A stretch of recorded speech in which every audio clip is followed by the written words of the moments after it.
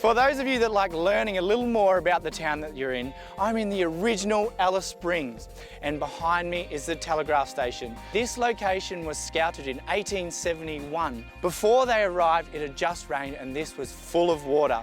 In subsequent years, it dried out, and after they set up the telegraph station, they moved the town of Alice Springs, which we know now, 4 kilometres in that direction. How lucky are we today?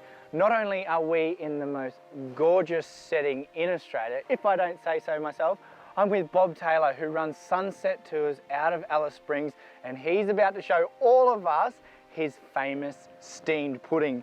Now, this recipe has been featured around the world. I've written about it in my book, and he's going to give you a first-hand lesson on it. You have some native Australian ingredients. Now, would you say an ingredient that you're drawn to, that you like to use in your cooking? Well, yeah, actually I do. It actually tastes kind of nice, and it's also just, what it does is it just shows what bush foods we do have in Australia.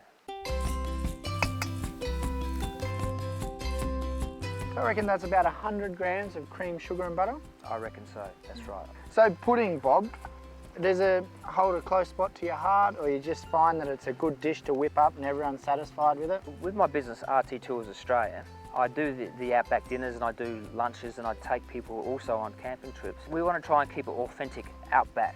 I grew up on puddings. See what I mean? Exactly. So you know exactly what I'm talking about. So with the puddings now, Bob, we've made basically the base. Now, if you're at home, I think you would agree you could put so many flavours into this now, but you're going to showcase native Australian ingredients. I'll just show you the combination. Like we've seen the combination of wattle seed and Quandong, which we call the native peach, to create that. And then I mince that up together. So now we can add that to the pudding.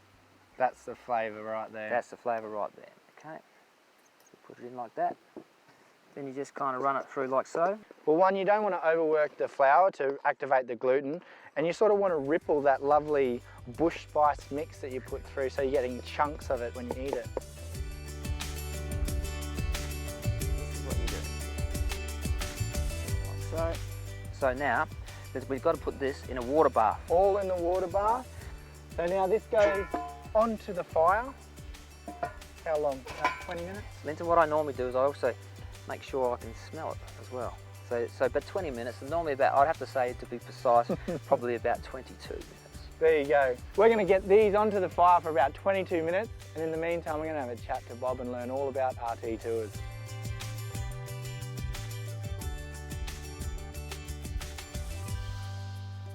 Bob, tell me a bit more about yourself and working in the centre of Australia in this gorgeous country and the ingredients that you use.